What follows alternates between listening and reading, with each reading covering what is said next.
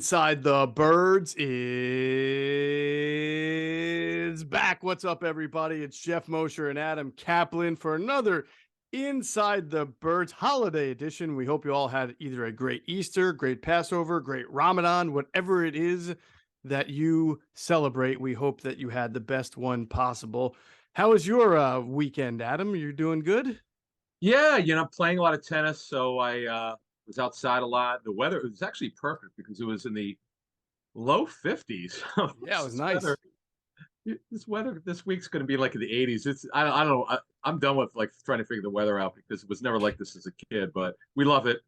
And then I want to give a shout out to a great pizza place I happened to pass into Broomall, of all places. I haven't been to Broomall much, but it was phenomenal. Alfredo's in Broomall. Pizza was off the hook. It was Wow. Okay. I've never heard that. I'm going to have to make the venture then. Pomodori pizza. It was white. My wife and I loved it. It was white pizza, and the guy's a big Eagles guy. That's another reason why I mentioned it. Oh my, this guy goes way back. The guy Alfredo owns it. It was a white pizza with sliced tomatoes, garlic oil, and basil. It was so good. I told him, I was like, we got to hook you up here, man. It was terrific. It's really funny. You and I do not coordinate a whole lot about Inside the Birds, our podcast. And I had also wanted to give a shout out Good. to a great pizza place that I've been going to lately. I Ooh. want to say I recently discovered it a couple of months ago here in South Jersey. And I'm a pizza snob, as I've told you a million So times, much. just from, yeah, we are. Cause we have, you're from Philly or you're from the Philly area in general. Me from my New York and Connecticut roots, for those who don't know, is some of the best pizza you'll ever have in your life. So I'm a little bit of a pizza snob, and I found a place in Medford, New Jersey, right, called Riviera Pizza. Mm. It's the closest that reminds me to what I grew up on. It's so good. It's a brick oven style, and I just go order a regular plain pizza, and it takes me home, man. It's so good. So in fact, there's actually two of them in that area. I guess they're a family or whatever like that. But Yeah. I haven't been to the one I've been to is on, I think, Taunton Road. But either way, Riviera Pizza, and yours is called Alfredo's Pizza. Alfredo's, yeah. In fact, if you're going on Route 3, you can see it. It's like it's the first shop, to the Hmm. strip center. Yeah, I'm looking at this Riviera Pizza. It's Geez, if I'm in South fantastic. Jersey, I'm going. I mean, oh boy, that look. Yeah, I see there. I guess there are two of them. Somebody once did someone you know how the Flyers are all over South Jersey, right? A lot of Yeah, them live in South Jersey. I think was it Pronger? I don't know. Somebody, Chris Terrian maybe.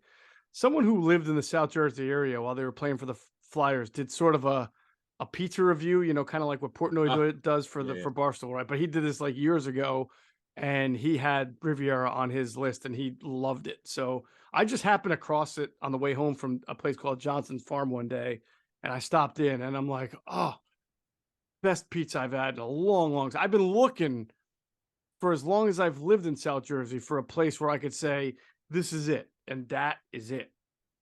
Riviera. Okay, and also, hey, for folks who are on our YouTube comments, feel free to add the pizza places you like because we'll shout them out. Yeah. I've talked about Ravenesi and Glen Mills, which is phenomenal. For those of you who grew up in Cheltenham, my spot was Rizzo's in Glenside, near Cheltenham High.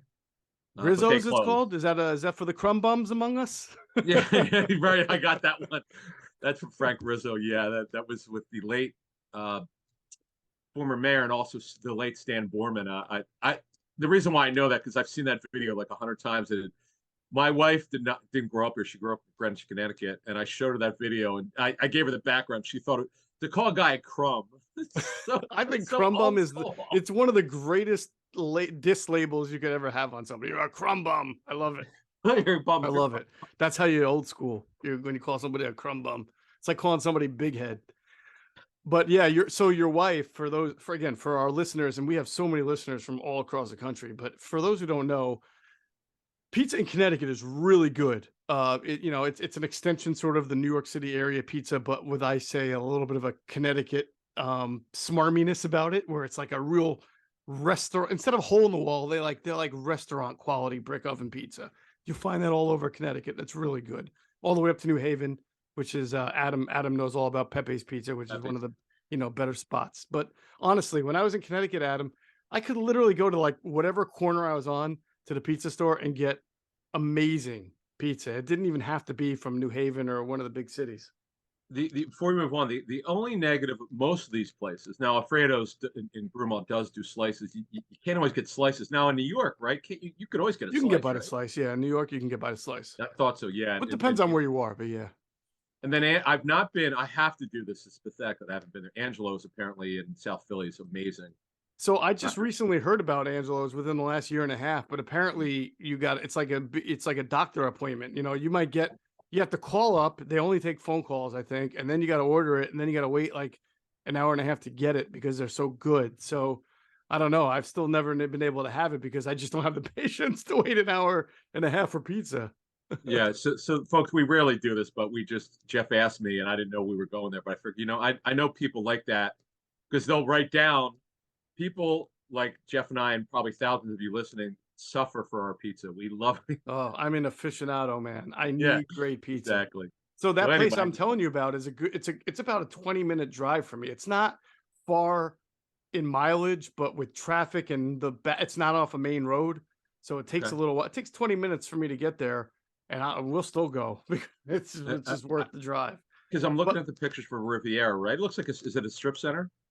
No, it's in like a very, very small, there's like 4 shops there, if you want to Okay. call it a strip mall. Well, It's not that big.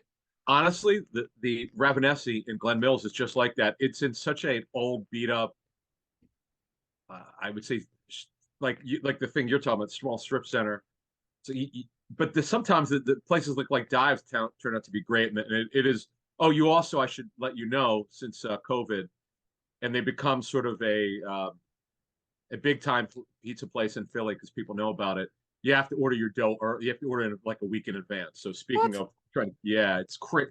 If you read their reviews on Google, you'll know it's people are out of their minds for Dave Ravenesi's pizza. Dave's actually from New England. He's the Eagles go there. I think I've told you that a lot of. I know Selleck goes there.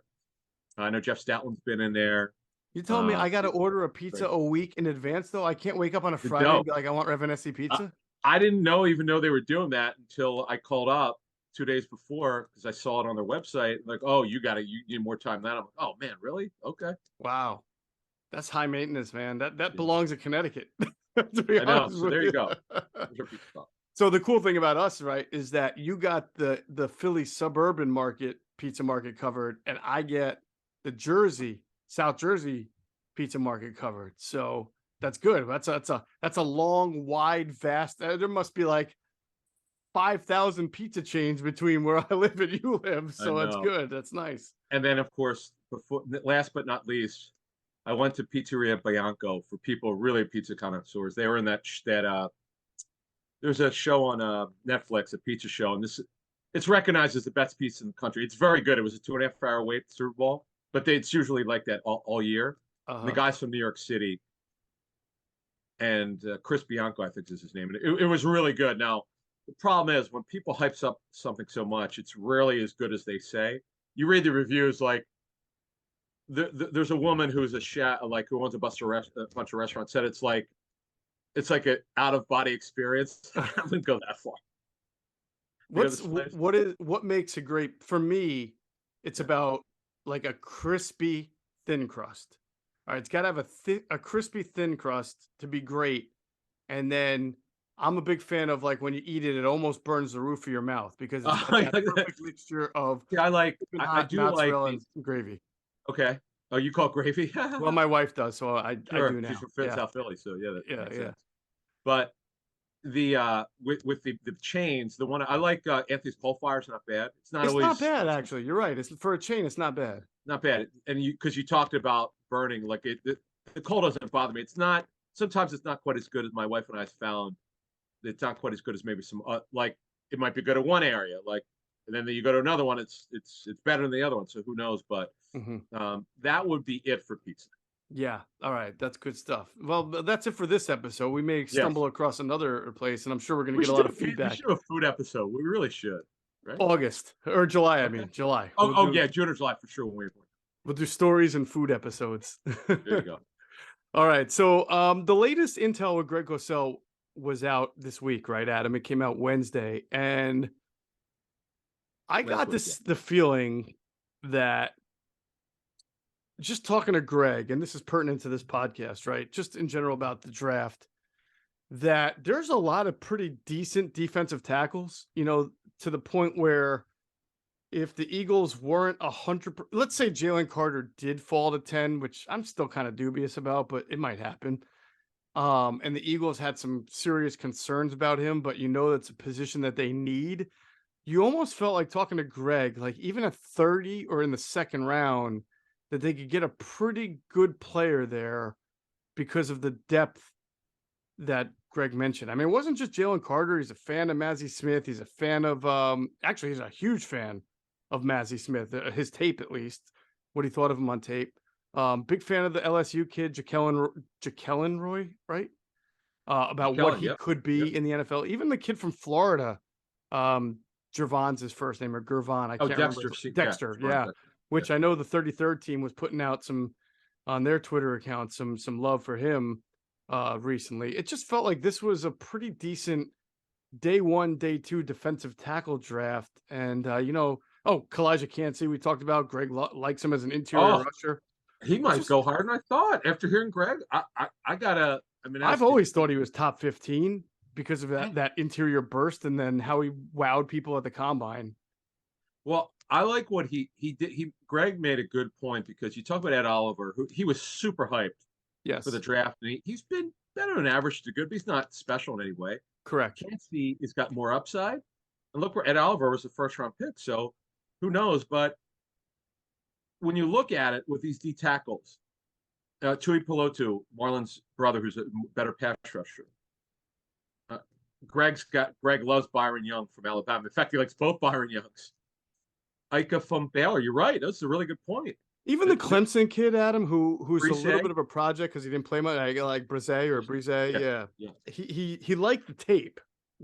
He admitted that there's some rawness to him because he had some things going on at Clemson. He didn't play as many games as others, but when he just looked at the tape and then the size and the strength and the measurables, it matched. I mean, he liked them. yeah. We're going to talk about the Northwestern kid on our last show. There are going to be probably 8 to 10 players we didn't have time for because this kid should go in the first 2 rounds. We'll talk Mhm. about him. It's another D tackle. So yeah, you're right, man. And it's a really deep D tackle class. It's up, but again, there's a drop off. It's Carter and everybody else. Yes. This is the way it is, and I'm so he's so fascinating because he is super. He is good. Sauce Gardner was the best player for the draft last year. He was coming in and coming out. Everything he's elite. Right. He could be a Hall of Famer after 1 year. Like that's how good he is. Like if you project out, he could be a Hall of Famer someday. Jalen Carter is super special, but the character stuff. It's not just the incident that happened, which he's denied what's been alleged against him. We'll see what wind up happening. Mhm. But there's maturity issues here with this kid. We've delved into it. So, but when you look at it, this is why the Eagles brought him in. Other top 10 teams have brought him in. I know Joe now said he's confident he's going to go in the top 10, so he didn't have him visit any other teams. But this is exactly why you have these pre-draft visits because you get him in there. The agent has nothing to do with it this time. It's not like you're preparing for that 50-minute interview at the combine. You're sitting him in your building, and you've got everything that you've gathered going back to high school, maybe to grade school. Who knows in this case because he's the best player for the draft. And you ask him, and you see what his reaction. Yeah. If there's one kid aside from Jalen Carter that I heard Greg talk about that I thought that maybe he was almost elevating into that same echelon, he just needs maybe it wasn't even about work. I think this kid also has maybe a few off the field questions. Is Mazi Smith from Michigan? I Oh, he mean, does. Yeah, Greg he does. really thought. I specifically asked Greg. I don't want to give away the episode. After Greg broke him down, I said, "Well, based on what you just said, Greg, what separates him? Why isn't he be considered just as high as Jalen Carter? Or a top 10 guy?" And Greg's answer was sort of like, I don't know, that's not the part that he deals with. He just deals with the tape. Sure. So it sort of piqued my curiosity because as a Big Ten fan, as a Penn State fan, when I watch games this year, and I watch a few Penn State, Michigan. I watched a few Michigan games where they weren't playing Penn State because I'm just a fan, and I watched all of the BCS championship games. That kid's name would get brought up so much. Like, it's not just, sometimes linebackers are the ones making all the tackles or safeties, but for a defensive tackle to have his name heard that much, like in on every play, I knew that kid was pretty special. And Greg seemed to agree. So we'll see. I mean, he might be one of those guys that you don't realize it, but maybe beauty in the eye of the beholder type thing, where he goes a little bit higher than maybe some people think, just based on what the tape showed Greg. Oh, without the off the field stuff, this guy's a lock first round pick. Yeah. I just don't know where. Oh, another note as we move on here. This is interesting. So we talked to a bunch of teams. The medical meetings for clubs around the NFL, a lot of the teams are going to be this week. So what happens is a lot of reporters don't know this stuff. Like they'll find stuff out a couple days before the draft, but they won't have everything. So when a player drops like a round farther, you go, what the hell? People were like, what's going on? I can't believe this. It's almost always that. Like the off the field stuff, the maturity stuff, most of that gets out. Not all the medical gets out. And this is when they get updated medical stuff.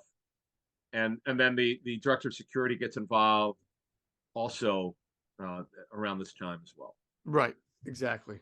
All right. So good stuff there. Good conversation on defensive tackles. You can ask Adam more questions about that or anything else. Of course, on Wednesday, he'll have his Discord chat with all of our Patreon subscribers who are interested in participating. And we've had a lot lately. We want to thank them. Again, if you want to get on board, it's patreon.com/InsideTheBirds. We're working on our next Chalk Talk series interview. And then, of course, our Ask ITB live stream will be right around the draft. So we're excited about that. That one we're going to do Tuesday before the draft, our Ask ITB live stream. So I'm very much looking forward to that. And then our next podcast as well. And remember, Inside the Birds is presented by Ocean Casino Resort in Atlantic City. It's the official Jersey Shore resort of Inside the Birds.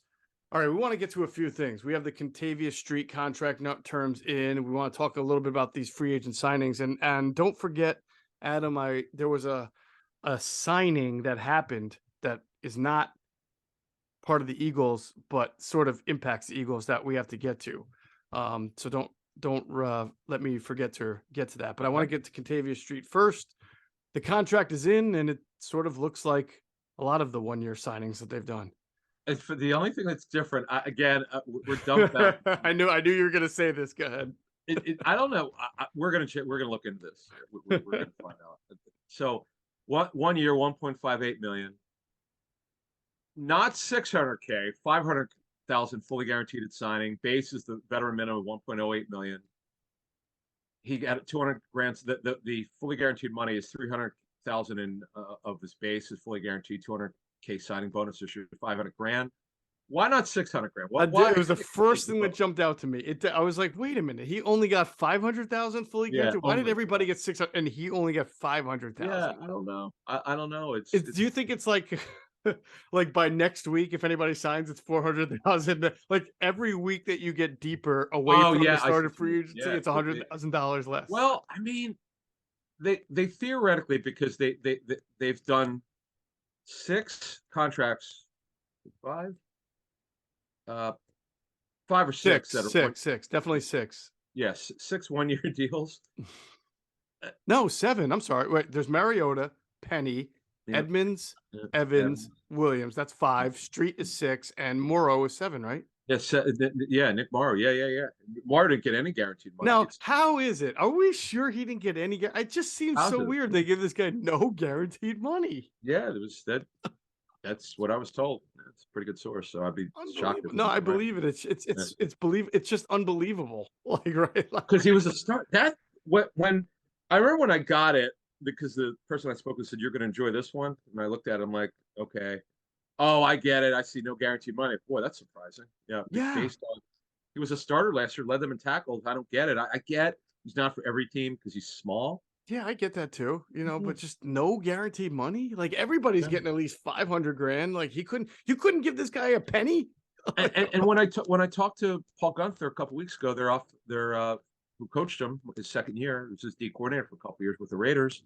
He loved him. He loved the kid. He just loved the kid's attitude and willingness to learn. And man, he basically brought him up he was the one who really got him to be a linebacker, a Hmm. starter, because you remember he was a safety in college, and the second year is when he made the full transition, and because he went from moving to linebacker, just not quite knowing what he's doing as a rookie.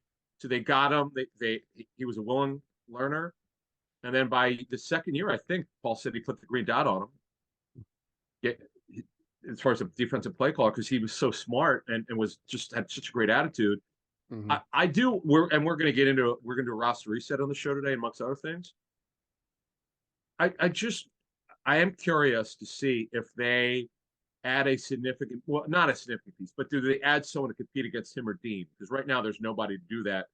I don't know that Christian Ellis would be that guy. In fact, he wouldn't be that guy. I mean, he's going to compete for playing time, sure, to Right, to but not you only mean make like a the more team. proven guy? Yeah. Sure, sure. Or would they draft someone now? Again, they don't have enough draft picks now to do that.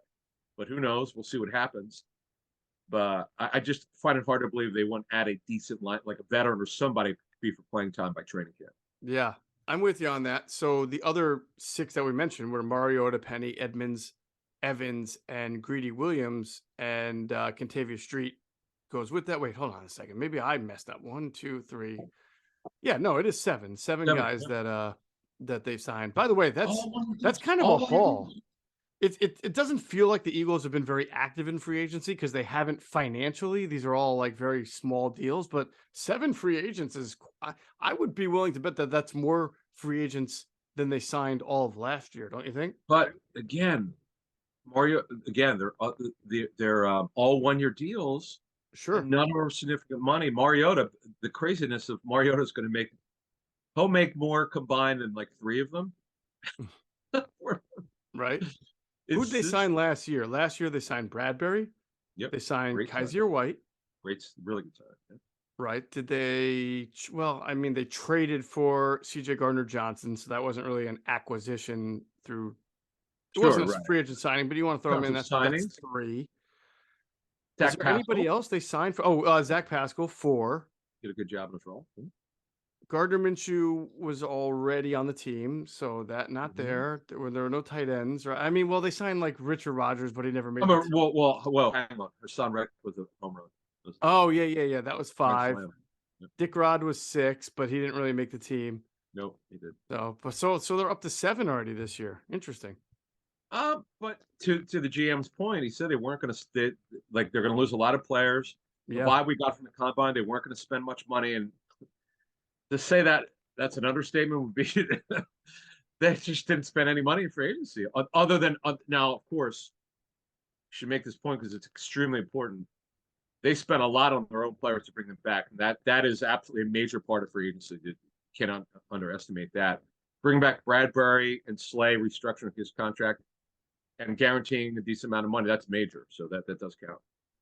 Adam, if you total up all the games missed by Ooh. the six guys that we mentioned that they signed, Street, Mariota, Penny, Edmonds, Evans, Williams, that's like over 160 missed games in their career. It's a lot of missed games. Street 31. We know about Justin Evans missing 3 straight years, 59 games missed. Penny, of course, with 41 games missed, and Greedy Williams with 27. Does that concern you a lot, a little, Yeah. not at all? Where are you at with that? So when I came up with these numbers, it just struck me this is not. It's almost counterintuitive for what they've done in the past. They might sign one or two injured guys who've been injured. This is a lot. Like every free agent that they sign from other teams, they're all signed to 1 year deals, very low money, which that is smart. I get that part of it.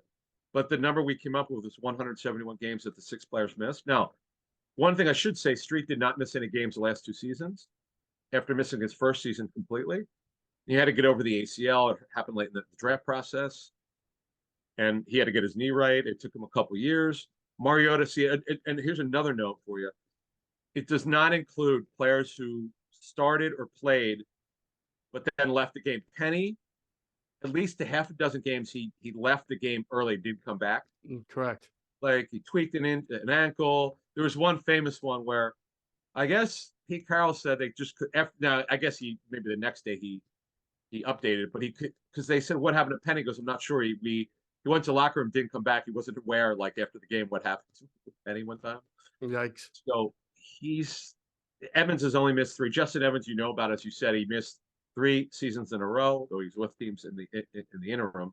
Gritty Williams, he missed. I mean, it's 171 over 6 players. It's a lot, and as we've been saying for weeks now, hopefully they don't count on these guys at all. Other than Mariota, obviously, is the backup. But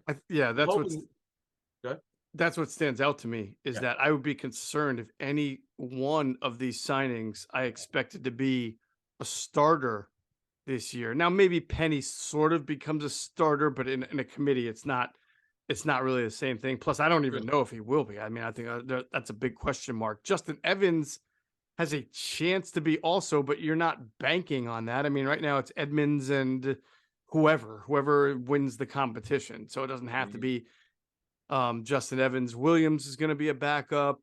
Mariota is going to be a backup. Street right now would probably be a starter, but you and I both know that they're very likely to address that position, whether in the draft or something else. You know, it's not going to be.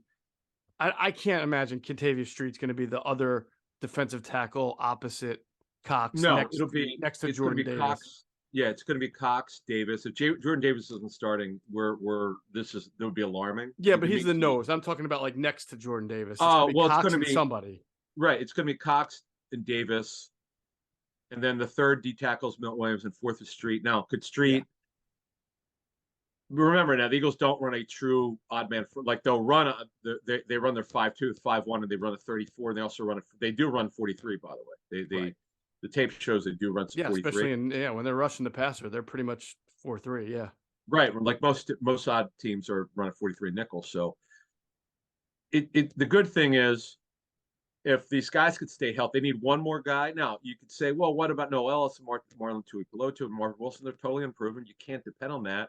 They could use one more guy, whether it's the draft or free agency. And we're going to get to that in a couple of minutes here.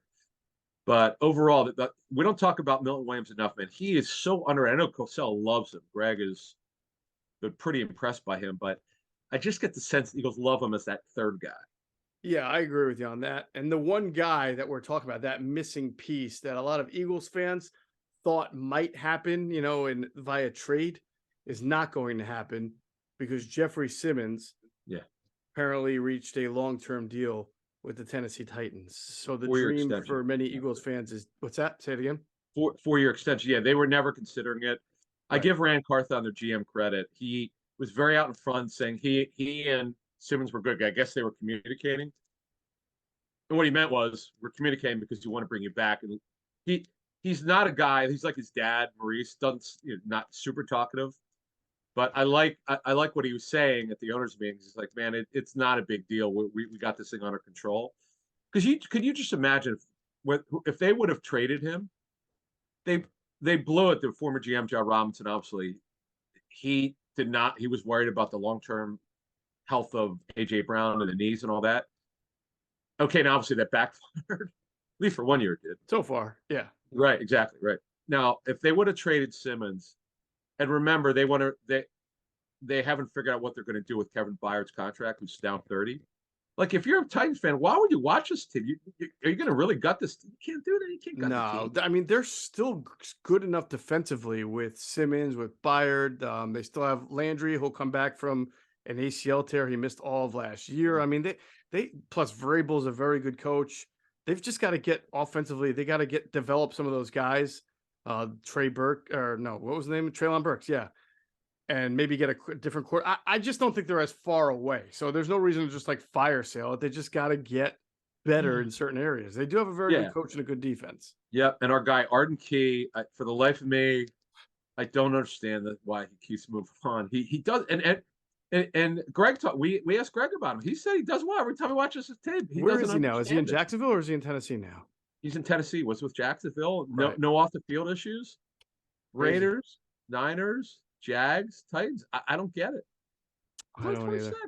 Just he turns 27 next month, but man, I don't get it. All right, we're gonna take a look at the roster in a second. First, we want to tell you it's Ocean Casino Resort's 5th birthday this summer. They can't wait to celebrate with you. So join Ocean for exciting promotions and sweepstakes, headline entertainment, the best day life and nightlife lineup in AC, the debut of the Birthday Bar, exclusive local collabs and partnerships, commemorative 5th birthday merchandise, and so much more. Don't miss stunning fireworks and unique events all summer long. Ocean Rewards members will enjoy over 5 million in gifts and prizes, so be sure to sign up for an Ocean Rewards card to get in on the fun next time you visit us. That's Ocean Casino Resort in Atlantic City, the official Jersey Shore resort of Inside the Birds. All right. So, we've talked for a while, Adam, probably like going back before even the 2020 disaster, 2000, probably since Carson Wentz signed his contract in 2019 is when he got the big deal. Yeah, June of 19. Yes. Right. Is that when you do that, and they're going to find this out again when they pay Jalen Hurts, is that how important it becomes to be more reliant on draft and development. Not that free agency can't help. It certainly can. It has helped this team in the past, but when you start committing a 20% of your cap to a quarterback, you've really got to be keen on your drafting and develop your starters. So it's pretty interesting that right now, and I'll throw this to you for your opinion. 11 of the 22 projected starters were drafted by the Eagles. You got 7 on offense and 4 on defense. Does 50% of the team being drafted sort of feel like good to you or could be better? I mean, I feel like after they signed Jalen Hurts, that number's probably got to be closer to 60, 65% than 50 as far as hitting on your draft picks. Because again, you mean going forward? You mean going forward. Yeah. Well, it's interesting. I'm pretty certain the Super Bowl in 2017 was also 11 out of 22. See, I know they had the quarterback on the rookie deal at that point. Sure, and of course, hurt again. Wentz got hurt, but actually, who started in the Super Bowl technically? Now, see, I'm including Nick Foles because he was technically drafted by the Eagles, right? But I look at that stuff because I remember when I worked for FoxSports.com, the Packers had they might have had 17 starters out of 22 that they drafted. I remember the late Ted Thompson. This is the 2010s when they played against the Seahawks in Dallas, the Super Bowl.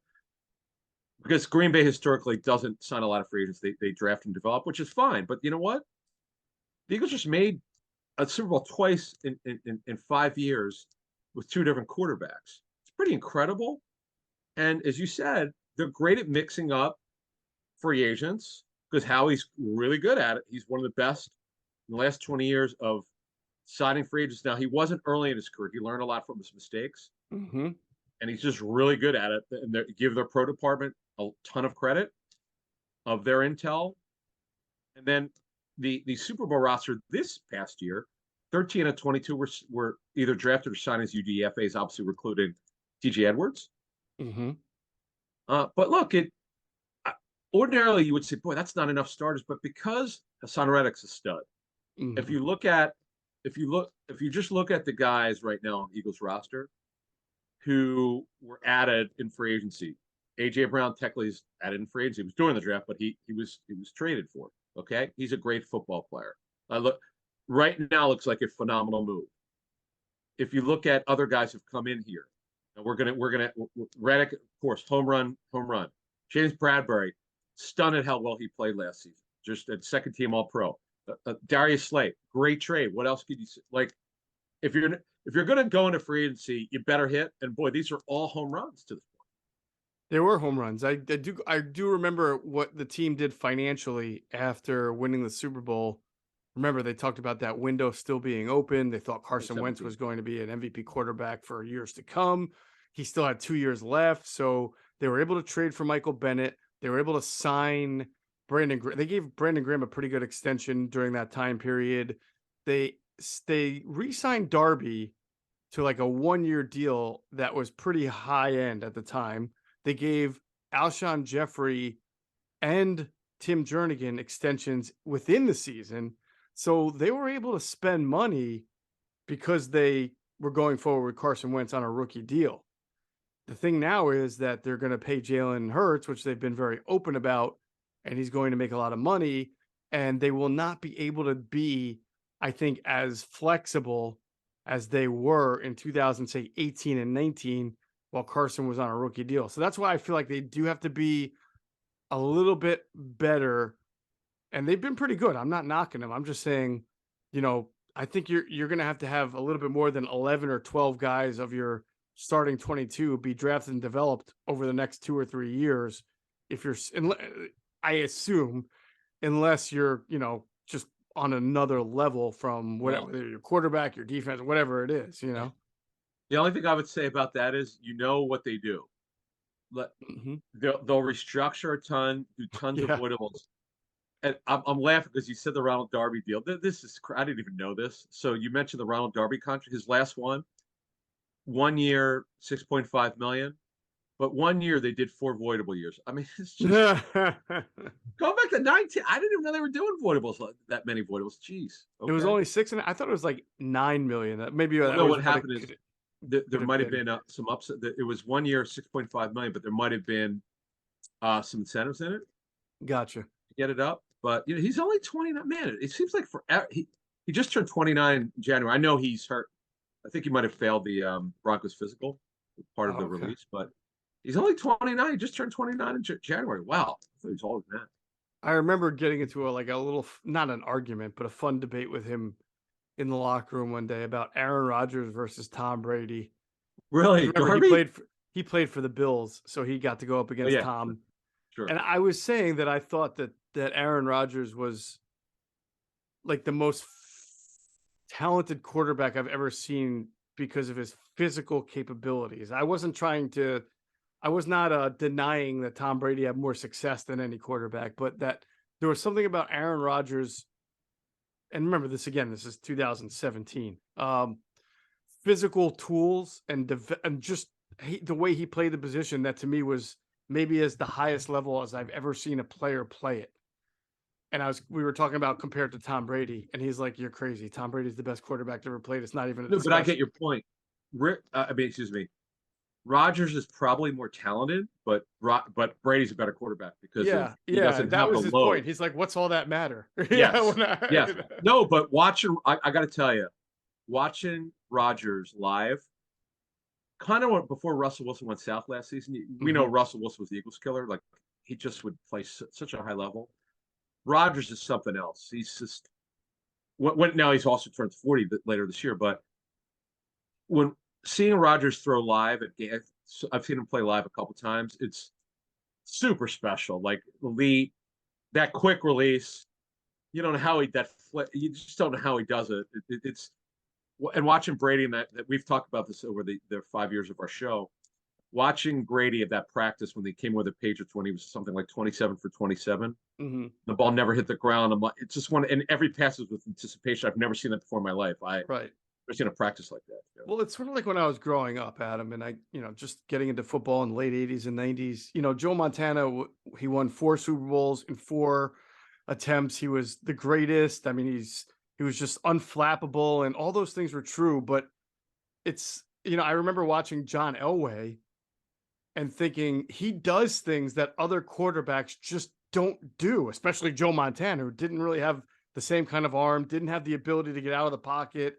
Elway to me was like poetry and he was just brilliant, but yet he would get his ass kicked in the first 3 Super Bowls that he ever played in. He was kind of known as not winning the big one, but if you just watched him on any given Sunday during a regular season, it would be a hard argument to tell you that somebody else was playing that position at a higher level. He was just so good at almost everything. My only issue with Elway, I'm old enough to remember a lot of this. He had too many games where he would play poorly in the first half, but he was Superman. He'd bring them back. Like seemingly Yeah. every time he struggled in the first half, he brought them back, throwing those fastballs. Obviously, a great baseball player. Remember the Yankees? Yes.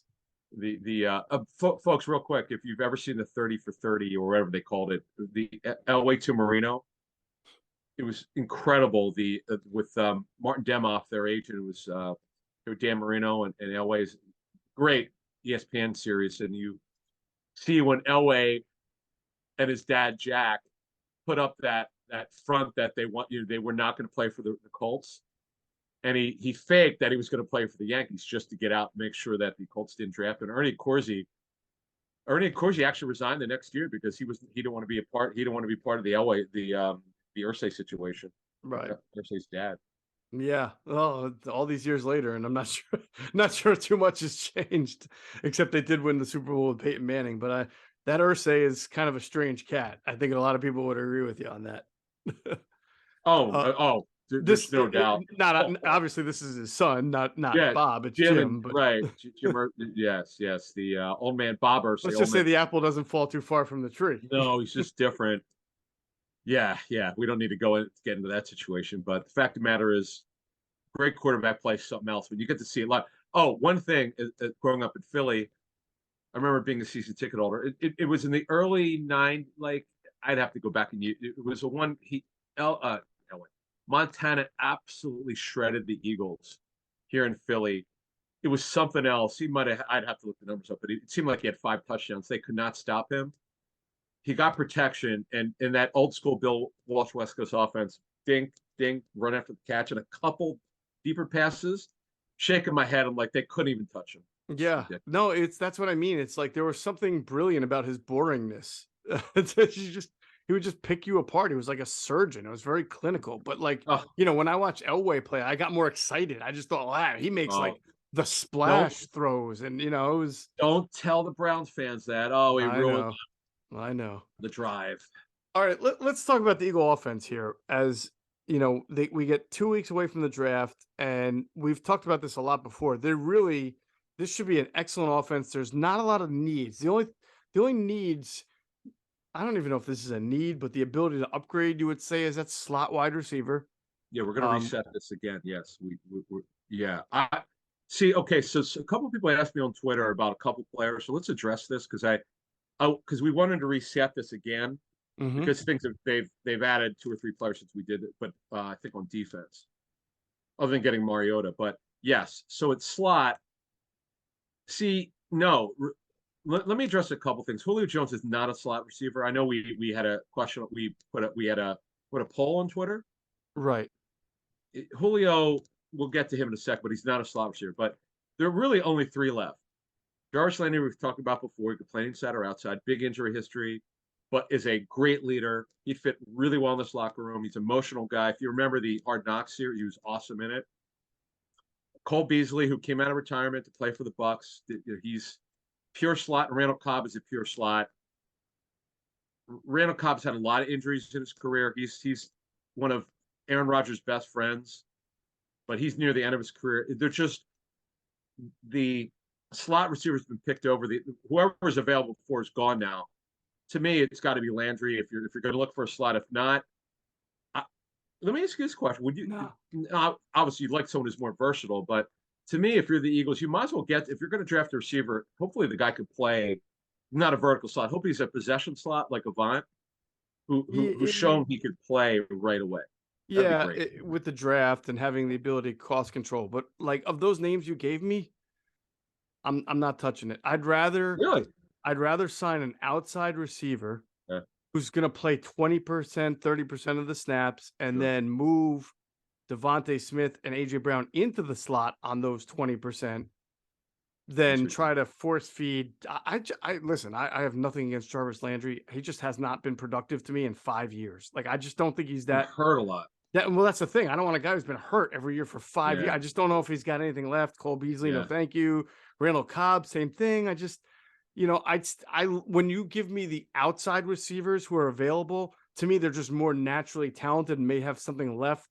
Julio Jones being one, and there are a few other guys who are intriguing there, that I would just rather go with the outside guy who I think has something left, and then be able to give myself the flexibility of moving Devontae Smith and AJ Brown into the slot on certain, but again, this is just for 20, 25% of the offense to get great matchups there. Because I think Devontae Smith could be an excellent slot on 20 to 25% of it. I wouldn't want him fully there. I hear you.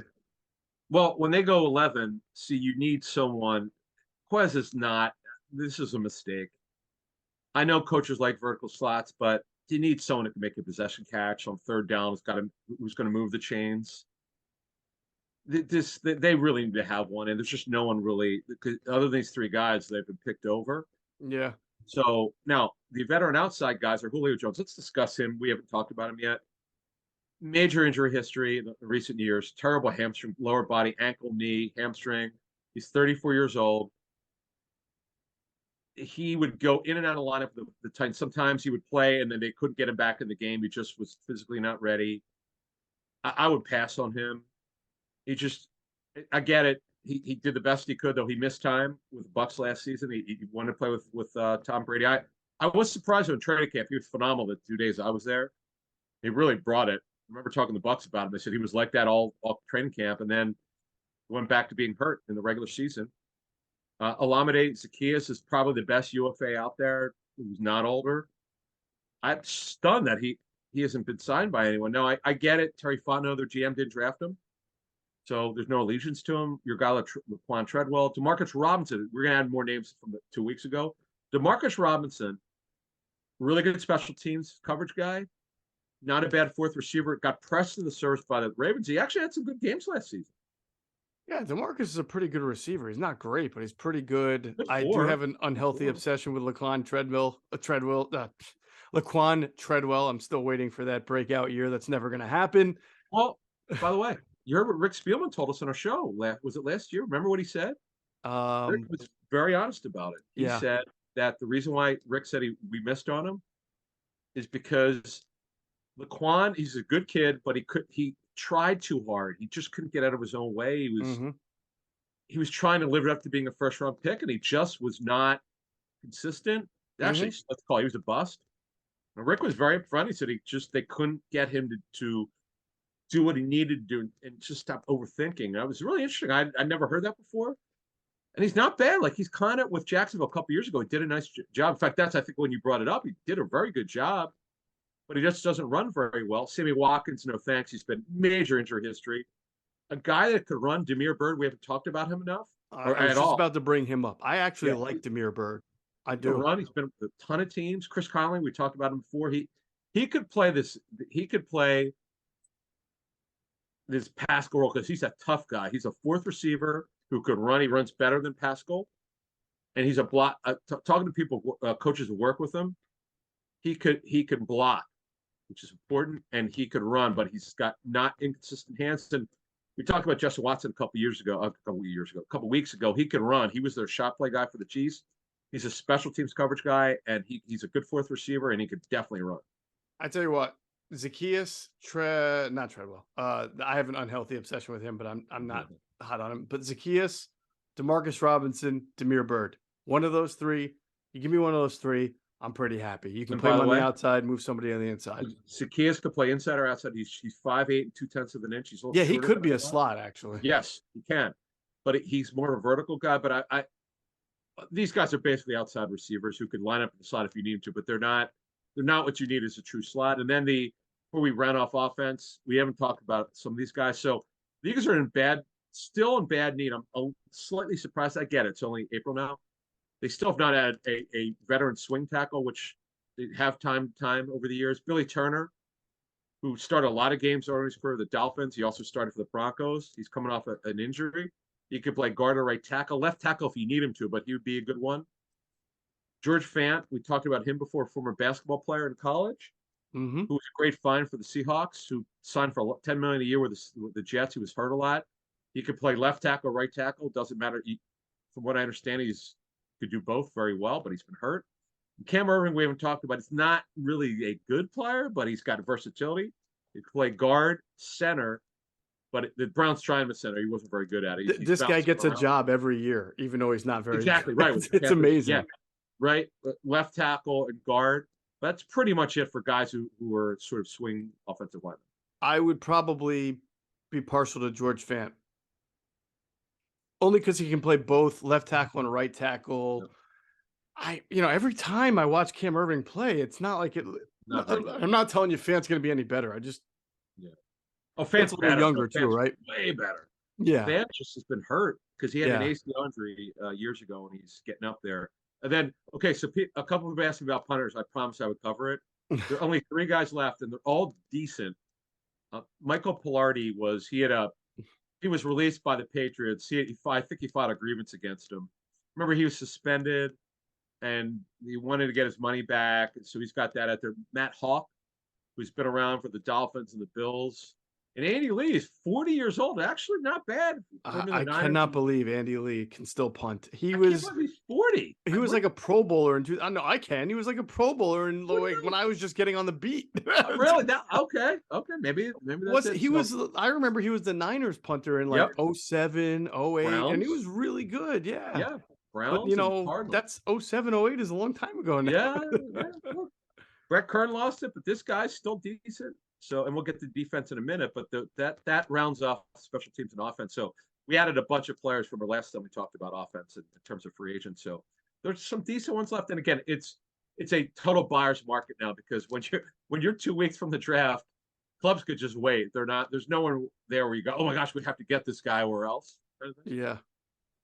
I don't know. At this point, these names, I'm just trying to like think of my best Chris Berman nicknames for each one. Like Billy Turner, I barely know her, or George Helvetica Fant, or I don't know, Cam, don't call me Julius Irving. Yeah, it's what's funny. this? Michael Pilardi? Michael, welcome to the Pilardi, pal. Yeah, but oh man, Chris. I mean, these are so. This is like you've gotten to the obscure of the obscure. Yeah, here. well, I mean, a lot of these guys have actually been pretty good, especially the punters have all had their time in the sun. But Zacchaeus as a kid, he's some connection to Philly. I'm not sure if he went to private school here or the area. There's something. Yeah, he's from Philly. Yeah. Yeah. So anyway, there's your offer. All right, we're going to get into the defense in a second. First, we want to tell you to make sure you're checking out our friends at phlsportsnation.com, enhancing the fans' experience with all their coverage of all Philadelphia sports teams. For the fan, by the fan is their motto, so make sure you're checking them out at phlsportsnation.com and on Twitter at phlsportsnation. Let's also pause to hear a word from our great friends at Sky Motor Cars. Sky Motor Cars in Westchester is a different sort of dealership. All it takes is one look at their Highline pre-owned vehicles that people all over the country want and need. Owner Brett Schiller, make sure you don't spend a dime of your money before you purchase the car. Sky Motor Cars allows you to make all the decisions regarding your next vehicle. At Sky Motor Cars, you never have to spend more than necessary. Visit SkyMotorCars.com today or call 610-918-7225. And if you're stopping at Sky Motor Cars, make sure you tell them Adam and Jeff sent you. You will get a great deal. All right, we're going to talk about defense now, what the Eagles need. I mean, it's weird. I mean, defensive tackle is still going to be kind of a bit, even though they signed Street and even though they got Milton Williams, and of course, Fletcher Cox came back and Jordan Davis. It's just a big position. It's a big question mark for them right now. It's not a major need. Like, you don't want to really. Well, here's the thing. Okay, let's talk about that for a second. I think it's their biggest need. Okay. Well, look, they have bodies. I'm not saying. So here's where I'm going here. They've got Cox, who's a 1-year deal. Mm-hmm. Jordan Davis has to start. He just has to. This cannot like that. I remember all that. Greg, for those of you who missed it on our pregame show, Greg told the truth in Jordan Davis. Greg was very critical of Jordan Davis on our pregame shows. He just goes by the tape. Doesn't care what anyone says. He goes, this is what the tape shows me and tells me. He talked about how he would have to leave games. He would play for a spurt and then leave because he wasn't good enough physical shape. It was obvious. Too many times he got stood up. That's what the tape shows. Can't be challenged because this is what the tape shows. Though he did flash sometimes. There were some times he flashed before the high ankle sprain, but he clearly wasn't good enough. Was not acceptable. He needs to be in much better condition. Losing weight does not make you in good condition. It helps you get better stamina, but he's not there yet. Now, the offseason, this is his first full offseason. Here we go. Let's see what happens. You got Kentavius Street, as you said earlier. So you got that 4-man rotation, but what you need is depth is not so much numbers. It's who's a stud, like who's well, we don't know about Davis yet. The hope is he'll be a stud. They need one more guy, but I don't think it's a major need, but they have to do it. Yeah, they pretty much have to have one more guy. But do you think it's got to be a major guy? I guess not, only if the feeling is that, let's say they don't draft a defensive tackle in the first round and they try to work either Williams and Street as rotating there. Then when they get into a pass rush mode, you can move Graham inside because he's played it before. You're really in a 4-3 in pass rush. So if you have Cox and Graham inside and Sweat and Reddick outside, that's your top 4. but they still need. I mean, the draft isn't about now; it's about the future. Of course. And Yep. there's, again, question marks about Jordan Davis, and even with Jordan Davis, he's still not. He's a nose tackle, not a 3 or a 5. You need a He guy can to play play 3, next but to your yes, nose, right? You I agree. need the next Fletcher Cox. So, yeah, I think it's a pretty big need, man, for what Okay. they do up front. I think that if you went For the into future, the year for now and the future, yeah, I Yeah. definitely More think for the it's future. Yes. more for the sure, 100%. future. Because but you're one injury away from then, let's say Graham gets being in hurt, trouble. then you Yeah. really got nobody can move inside. I don't Fair think enough. you Fair want enough. to do that with Sweat or Reddick anymore. So Fair enough. Yep. The best available, just adding a couple names from 2 weeks ago. Ioannidis, we mentioned 2 weeks ago, not much of a pass rusher. Al Woods was really, it's very bizarre. The Seahawks have released Al Woods, like he's 36 years old, like 2 or 3 times, but he's a odd man front guy. He'd fit in well here, but not much of a Michael Brockers is really near the end. He was in week, the Rams pay him a ton of money. Christian Covington, we didn't talk about before. there was a time I thought Christian Covington was going to be a really good player in this league. I wanted to mention him because he's been with a bunch of teams. He's got a little bit of a burst, but not much of a pass rusher. Nick Williams could play in a 43, 34 odd man. He's another guy's bounced around enough, but that's it for D tackle. You convinced me. They really need to address it in the draft. Now, again, as you said earlier in the show, this draft in the first 2 or 3 rounds, it's so deep. Now, it would behoove them to get extra picks and trade back, but it's easier said than done, folks. Again, who are teams really trading up for? People are acting like, oh, they could just trade down. Well, again, who are teams trading up to 10? We'll talk more about that on Thursday's show, but it's easier said than done. I would be stunned if the Eagles, they have 3 of the top 62 picks. I would be stunned if they did not come out with a defensive tackle in the top 62. Absolutely stunned. Stunned. I mean, just knowing how they are, how they do business, how they build their team, what they need. Unless, of course, I mean, listen, I'm not saying the board may not line up, but I have a hard time believing that with what we spoke to with Greg about with the number of good defensive tackles there are in this draft. Because I know from talking to Eagles over the years, like they'd say, this was our plan going in. And then, as you just mentioned, something happened they didn't expect because they were going to go with another position.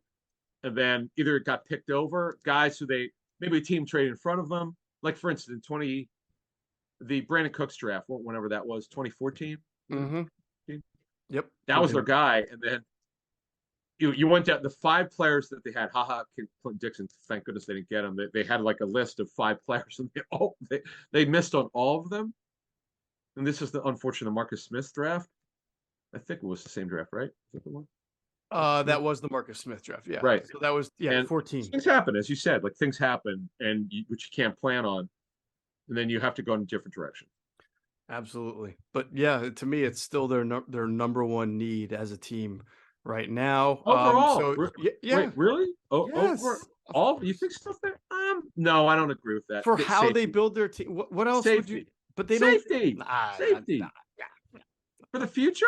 No, because you're saying they will never do it, but it's how. Well, but also I'm taking into account how they build their team.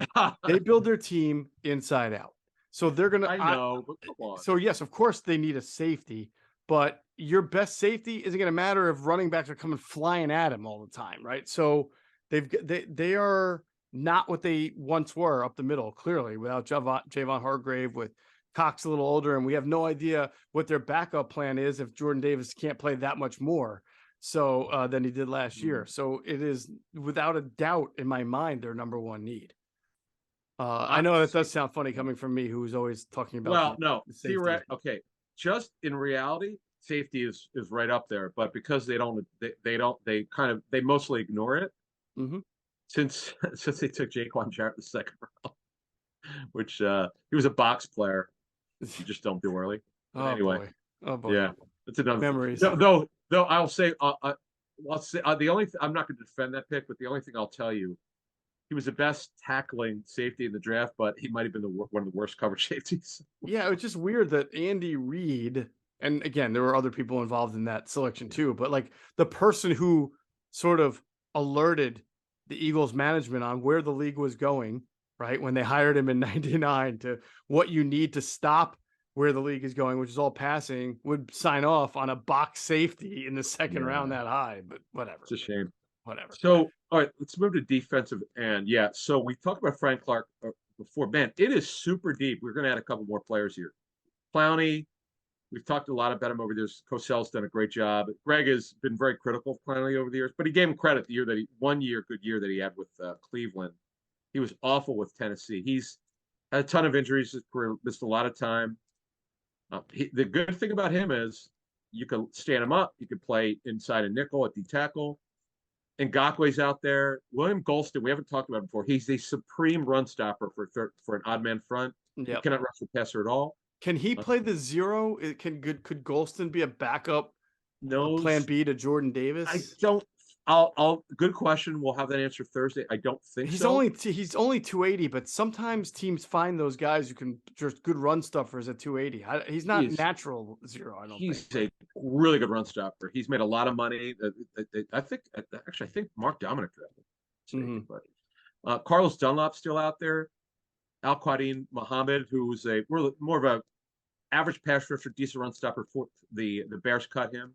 I like him actually. He's a decent player. Yeah, good run stopper. Yeah. For some reason, I like the run stoppers. He's a fourth DN, and then Shaq Lawson never really lived up to the hype. He had one good year with Buffalo. He's bounced around a little bit. He's out there. Would be more of a fourth end at this point in his career. So if the Eagles feel like they need another end in terms of a veteran, these guys that are out there, it's again a major buyer's market. They could just wait and get somebody else. But to me, with BG defying age and doing what he's done, it's great, but you can't.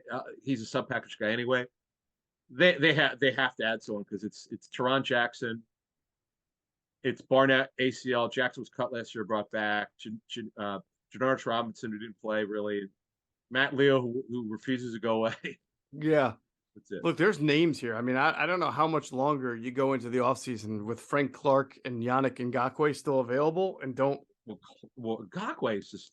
I'm stunned by that. I don't get it. Look, Frank Clark's only 29. He's fading. He's not the same player because his numbers have gone way down. But right, but that to me that's more the. I'll look, but to me that's almost more the reason to try to jump on it because you don't have to pay him a lot, and he's still he's a sub guy. Oh, absolutely. Yeah, he's still got some juice there. I mean, geez. Yeah.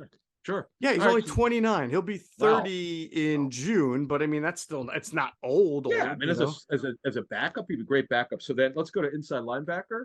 Mm-hmm. There's still some Zach Cunningham, who's a tackling machine. David he was like years ago. Yeah. He could, but he'd be a great veteran backup. Miles Jack, who's never lived up to being a first round pick, he's not good enough. Mm-hmm. Now, the Eagles like their smaller linebackers. Jayon Brown's really smaller. Rashawn Evans, who could tackle. A guy that we reported a couple years ago, the Eagles were on this guy, but once they found out how much money he wanted, they backed off. They didn't make him an offer. Nick Kwiatkowski, who was he signed a big free agent deal with the Raiders. He never became the player they thought he was, paying him like $6 million a year. And Jalen Smith, who was with the Giants last season, should be a backup. He had to play a lot because they ran out of inside linebackers. But again, buyer's market inside linebacker. Who was Rashawn Evans with last year? I forget. Atlanta, I think. Yeah, man, these names just don't. Zach Cunningham was a tackling machine earlier. He was like a young D'Amico Ryans earlier in his career. I mean, he was just everywhere. He played with the Texans, right? Who D'Amico? No, Zach Cunningham wasn't he? Sorry. Yes. He was. What happened is he was cut. They claimed off waivers because Vrabel coached him for 1 year with the Texans. Right. He was with the Titans last season. He was making too much money, and he's a little bit older. By the way, Rashawn Evans is only 27. Now, he's a smaller linebacker. That's why I wanted to mention him. Cunningham's only 28. I mean, yeah. Except again, he hasn't played a whole lot of games the last few years, right? Been hurt a little bit. This dude made 164 tackles in 2020. Tackling machine. So there's some good backup veterans. And then outside linebacker. It is, again, a buyer's market. The Eagles need, because right now, folks, if you look at the Eagles situation at outside linebacker, other than Reddick, who's incredible, I know you could stand BG up, but he's been playing up front more. I know Sweat stands up occasionally, but he's playing with his hand down more. It's, again, Patrick Johnson, he's just okay. Kyron Johnson, I know the Eagles want to take a bigger look at him in OTAs, see if he can develop as a sub-package player. Barnett has done both, but he's coming off a 200 ACL. They don't have enough guys here. They just don't. talk about a need. They have to add somebody, whether it's a draft or free agency. Now, who's left? Leonard Floyd, who theoretically should be out of the price range. Bud Dupree. He was hurt. He was a disappointment with the Titans. He's made some visits with teams. Jimenez, a draftee for the Giants, who's out there. Trey Flowers, who I've always liked, but been hurt a ton, but is productive when healthy. Lorenzo Carter, Kyle Van Noy, older, but who could play as a fourth outside linebacker. Justin Houston played very well with the Ravens, but is older. Melvin Ingram, Bruce Irvin, Marcus Golden, and JPP. So man, it is a supreme buyer's market. You can wait. You don't need to do these now. You can like literally wait until after cut down date and decide between those guys and anybody who gets cut down. Yeah. Buyer's market, definitely. We didn't talk about a lot of those guys a couple weeks ago. I didn't realize this list was that big. And then in corner, you mentioned Shaq Griffin a couple weeks ago. He's coming off a pretty significant injury, but he's not really old, and he just made a ton of money. He'd be a great veteran backup on the outside. Marcus Peters is 30. Yeah, I don't see them committing. I mean, again, with their sort very of little money, though, shaky cap situation, you're not. I mean, unless it's Rocky Sin or they actually have a lot of money, but because they restructured a lot of because the Hurts deal, the first year cap number is still going to be up there because he's going to get a signing bonus, which is probably going to be significant, plus a base salary. So that's going to eat up at least half of their cap space. We mentioned Rock Yassin. Chris Harris, I remember talking to Cosell about this. He can line up inside or outside. He could be a backup slot, an upgrade, obviously. You know what? He'd be an interesting signing only because at this stage of his, he'd almost to me be like a little bit like a Patrick Robinson signing. Now you have Avonte Maddox to play the slot, but Avonte's been hurt so much that maybe this guy can make the team as a backup and get in there if need be and still give you some pretty good play out of the slot. I think his days on the outside are probably done, but again, you have Greedy anyway for that. If there's an injury, I don't know. Some of the other guys I think are going to be more costly, and Rock Yassin, I'm not even sure if he's all that good. I mean, at least Chris Harris was a pretty good corner. Oh yeah, in his day. Sure. And he's played in Fangio before. Yeah. And then Kyle Fuller's a guy I know the Eagles liked years ago, but what happened was, I think that's when they declined. The Bears declined to franchise him, and then he wound up resigning, so it was a moot point anyway. Right. Then they went and got Darby that year. Instead. Yeah, there you go. There you go. So, and Darby, of course, is out there, 29 years old, coming off another injury. So their names out there. And now Thursday's show, we're going to take all this information, and it's going to set us up for. We're going to update because we talked about the number 10 pick a week ago. We're going to update again. Got more information. And then we're going to hit on number 30. We're going to go over that one. Because we have more information about what players should go off the board between 25 and 40. So that's all we're going to talk about, unless the Eagles sign someone else. That's all we're going to talk about. I know you guys want this. We're going to give it to you on Thursday. Can't wait. Should be a great one. All right, that'll do it for this episode of Inside the Birds, the leading podcast in Eagles Intel. As always, we thank you for flying with us inside the Birds.